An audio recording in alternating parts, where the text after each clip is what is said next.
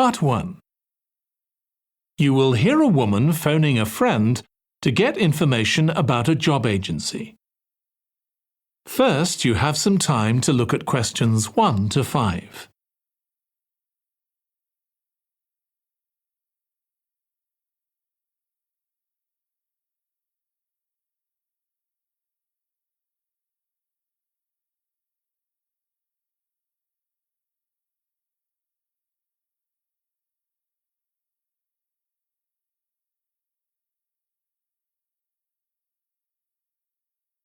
Now listen carefully and answer questions 1 to 5.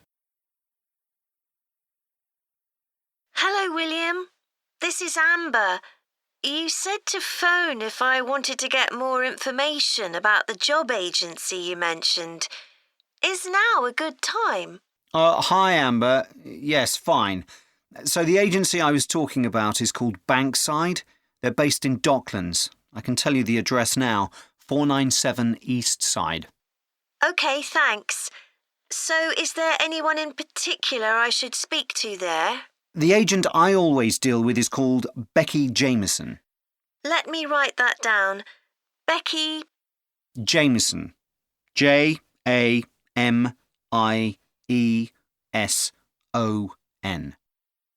Do you have her direct line?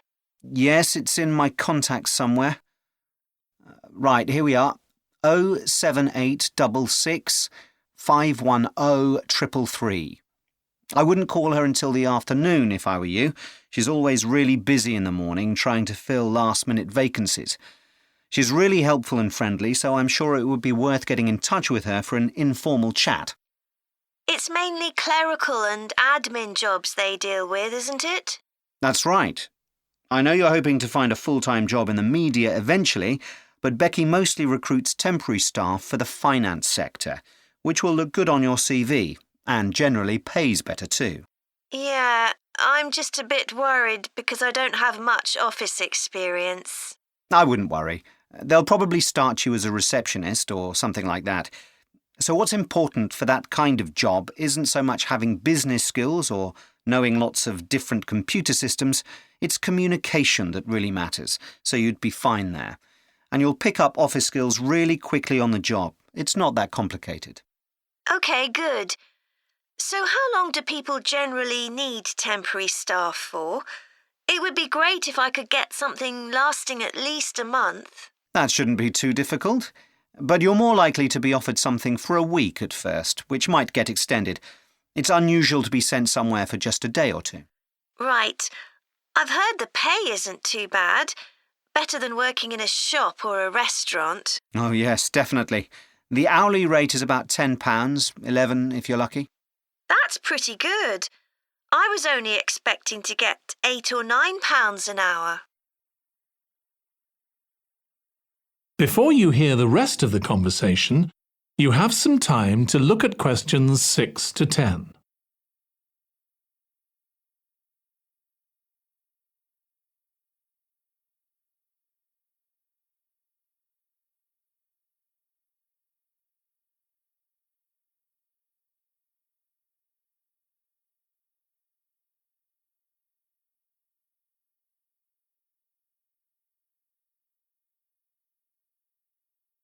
Now listen and answer questions 6 to 10. Do you want me to tell you anything about the registration process? Yes, please. I know you have to have an interview. The interview usually takes about an hour, and you should arrange that about a week in advance. I suppose I should dress smartly if it's for office work. I can probably borrow a suit from Mum. Good idea. It's better to look too smart than too casual. Will I need to bring copies of my exam certificates or anything like that? No, they don't need to see those, I don't think. What about my passport? Oh, yes, they will ask to see that. OK. I wouldn't get stressed about the interview, though. It's just a chance for them to build a relationship with you, so they can try and match you to a job which you'll like. So there are questions about personality that they always ask candidates, fairly basic ones, and they probably won't ask anything too difficult, like what your plans are for the future. Hope not. Anyway, there are lots of benefits to using an agency. For example, the interview will be useful because they'll give you feedback on your performance so you can improve next time. And they'll have access to jobs which aren't advertised. Exactly. Most temporary jobs aren't advertised. And I expect finding a temporary job this way takes a lot less time. It's much easier than ringing up individual companies. Yes, indeed. Well, I think I've covered it. That is the end of part 1. You now have 1 minute to check your answers to part 1.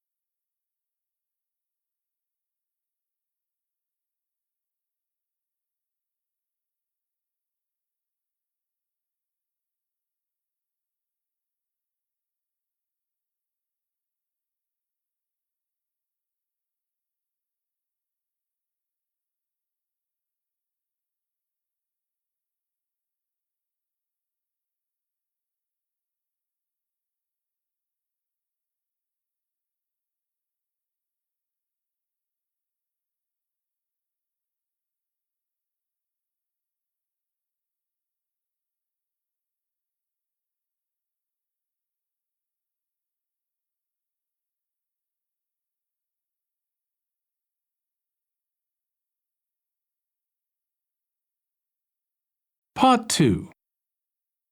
You will hear a woman giving a presentation about a holiday on an island in Britain that her company organises.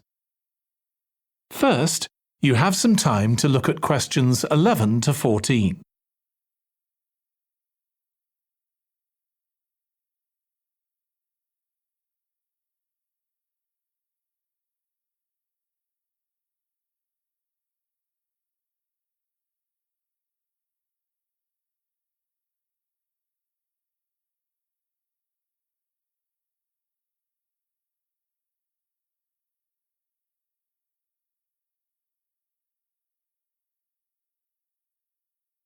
Now listen carefully and answer questions 11 to 14.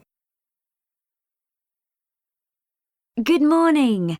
My name's Erica Matthews, and I'm the owner of Matthews Island Holidays, a company set up by my parents. Thank you for coming to this presentation, in which I hope to interest you in what we have to offer. We're a small family-run company, and we believe in the importance of the personal touch. So we don't aim to compete with other companies on the number of customers. What we do is build on our many years' experience, more than almost any other rail holiday company, to ensure we provide perfect holidays in a small number of destinations, which we've got to know extremely well. I'll start with our 6-day Isle of Man holiday. This is a fascinating island in the Irish Sea, with Wales to the south, England to the east, Scotland to the north, and Northern Ireland to the west.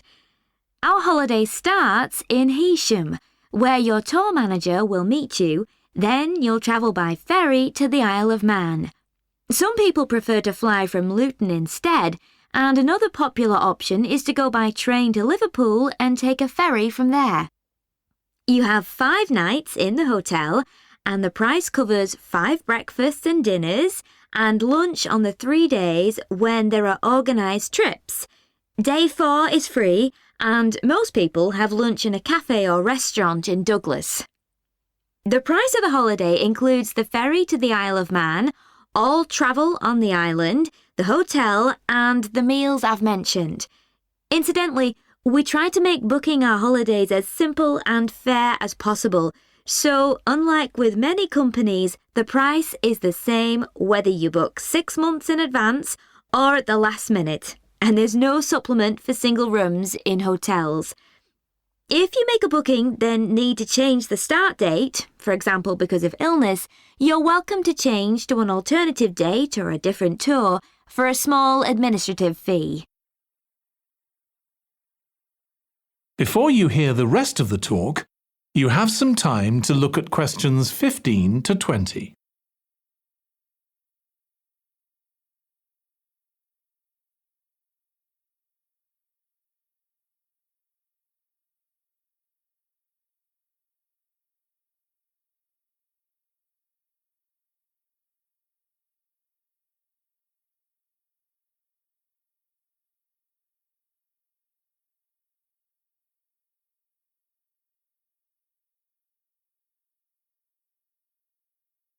Now listen and answer questions 15 to 20.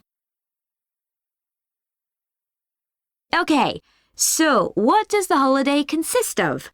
Well, on day 1, you'll arrive in time for a short introduction by your tour manager, followed by dinner in the hotel. The dining room looks out at the river, close to where it flows into the harbour, and there's usually plenty of activity going on. On day 2, you'll take the coach to the small town of Peel, on the way calling in at the Tynwald exhibition. The Isle of Man isn't part of the United Kingdom, and it has its own parliament called Tynwald. It's claimed that this is the world's oldest parliament that's still functioning, and that it dates back to 979. However, the earliest surviving reference to it is from 1422, so perhaps it isn't quite as old as it claims. Day 3, we have a trip to the mountain Snaefell. This begins with a leisurely ride along the promenade in Douglas in a horse-drawn tram. Then you board an electric train which takes you to the fishing village of Laxey. From there, it's an 8-kilometre ride in the Snaefell Mountain Railway to the top. Lunch will be in the cafe, giving you spectacular views of the island. Day 4 is free for you to explore, using the pass which we'll give you. So you won't have to pay for travel on local transport or for entrance to the island's heritage sites. Or you might just want to take it easy in Douglas and perhaps do a little light shopping. The last full day, day 5, is for some people the highlight of the holiday, with a ride on the steam railway from Douglas to Port Erin. After some time to explore, a coach will take you to the headland that overlooks the Calf of Man, a small island just off the coast. From there, you continue to Castletown, which used to be the capital of the Isle of Man and its medieval castle. And on day 6, it's back to the ferry, or the airport if you flew to the island, and time to go home. Now, I'd like to tell you a bit more. That is the end of part 2. You now have 30 seconds to check your answers to part 2.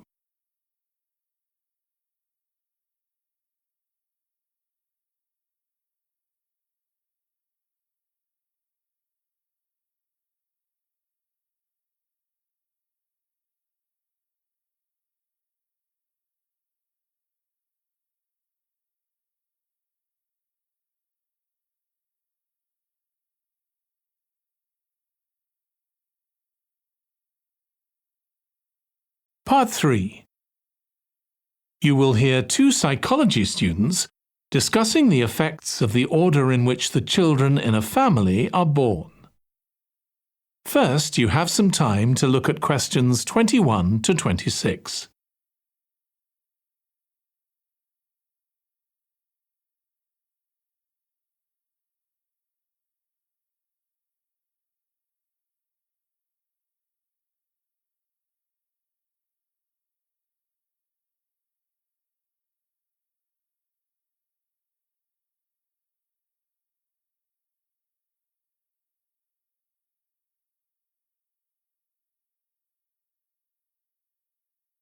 Now listen carefully and answer questions 21 to 26. Ed, how are you getting on with the reading for our presentation next week? Well, OK, Ruth, but there's so much of it. I know. I hadn't realised birth order was such a popular area of research. But the stuff on birth order and personality is mostly unreliable. From what I've been reading, a lot of the claims about how your position in the family determines certain personality traits are just stereotypes, with no robust evidence to support them. OK, but that's an interesting point. We could start by outlining what previous research has shown. There are studies going back over 100 years. Yeah, so we could just run through some of the typical traits. Like the consensus seems to be that oldest children are generally less well adjusted, because they never get over the arrival of a younger sibling. Right, but on a positive note, some studies claim that they were thought to be good at nurturing. Certainly in the past, when people had large families, they would have been expected to look after the younger ones. There isn't such a clear picture for middle children, but one trait that a lot of the studies mention is that they are easier to get on with than older or younger siblings. Generally eager to please and helpful, although that's certainly not accurate as far as my family goes. My middle brother was a nightmare, always causing fights and envious of whatever I had. As I said, none of this seems to relate to my own experience. I'm the youngest in my family, and I don't recognise myself in any of the studies I've read about. I'm supposed to have been a sociable and confident child who made friends easily, but I was actually terribly shy. Really? That's funny. There have been hundreds of studies on twins, but mostly about nurture versus nature. There was one on personality which said that a twin is likely to be quite shy in social situations because they always have their twin around to depend on for support. My cousins were like that when they were small. They were only interested in each other and found it hard to engage with other kids. They're fine now, though. Only children have had a really bad press. A lot of studies have branded them as loners who think the world revolves around them because they've never had to fight for their parents' attention. That does seem a bit harsh. One category I hadn't considered before was children with much older siblings. A couple of studies mentioned that these children grow up more quickly and are expected to do basic things for themselves, like getting dressed. I can see how that might be true, although I expect they're sometimes the exact opposite, playing the baby role and clamouring for special treatment. Before you hear the rest of the discussion, you have some time to look at questions 27 to 30.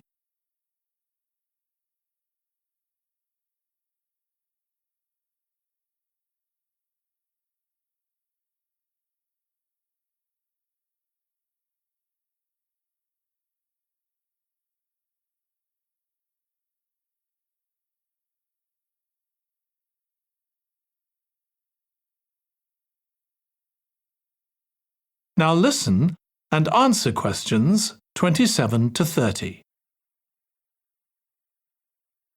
What was the problem with most of these studies, do you think? I think it was because, in a lot of cases, data was collected from only one sibling per family, who rated him or herself and his or her siblings at the same time.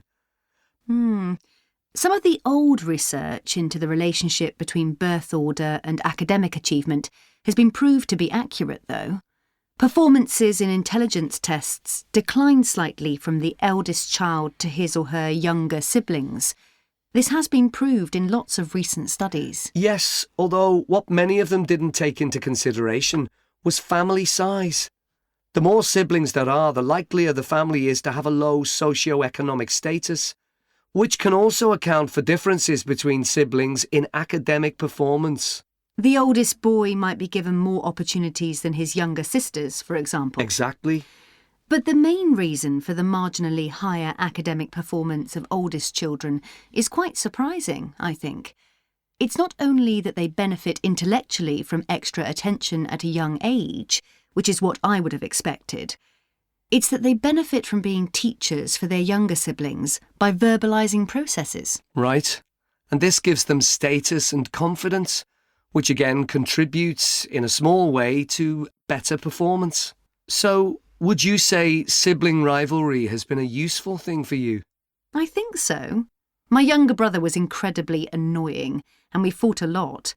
But I think this has made me a stronger person. I know how to defend myself. We had some terrible arguments, and I would have died rather than apologise to him. But we had to put up with each other, and most of the time we coexisted amicably enough. Yes, my situation was pretty similar. But I don't think having two older brothers made me any less selfish. I was never prepared to let my brothers use any of my stuff. That's perfectly normal, whereas sometimes... That is the end of part 3. You now have 30 seconds to check your answers to part 3.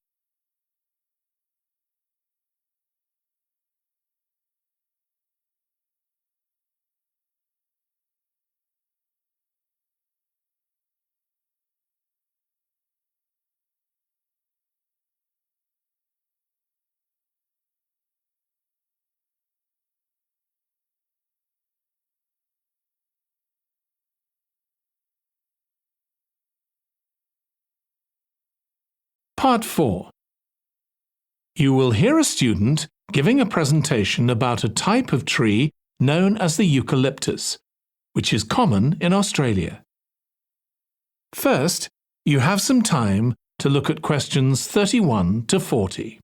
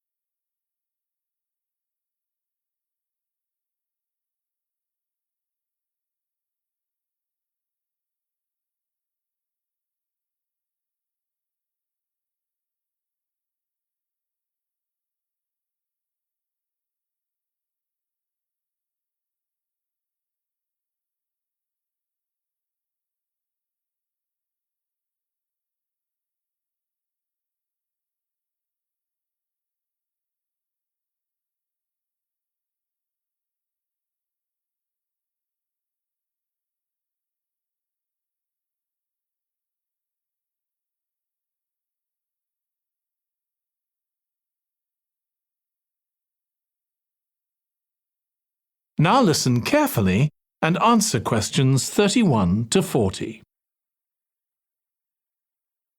Today, I'm going to talk about the eucalyptus tree.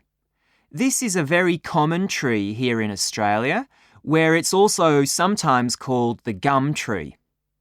First, I'm going to talk about why it's important. Then I'm going to describe some problems it faces at present. Right, well, the eucalyptus tree is an important tree for lots of reasons. For example, it gives shelter to creatures like birds and bats, and these and other species also depend on it for food, particularly the nectar from its flowers. So it supports biodiversity. It's useful to us humans too, because we can kill germs with a disinfectant made from oil extracted from eucalyptus leaves.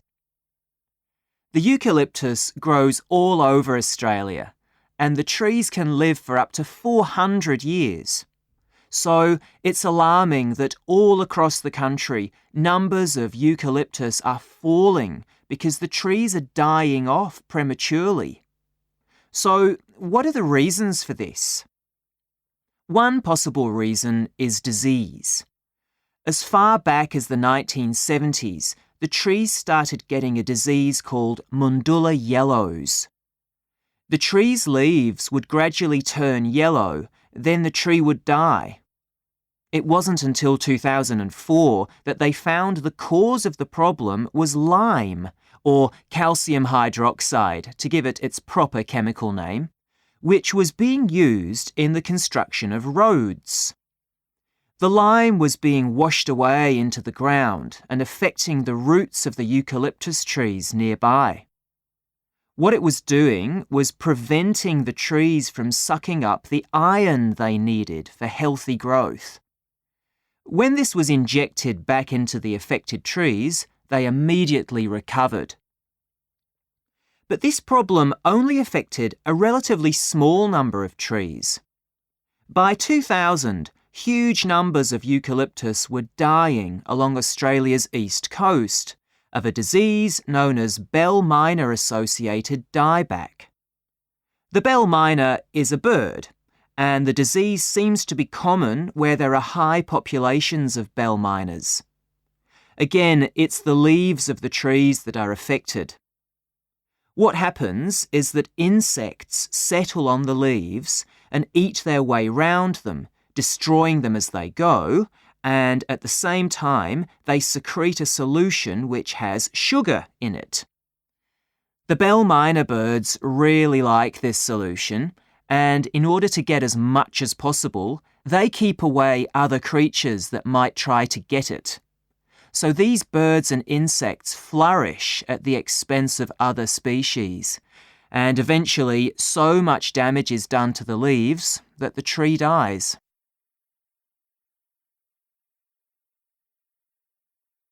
But experts say that trees can start looking sick before any sign of bell minor-associated dieback.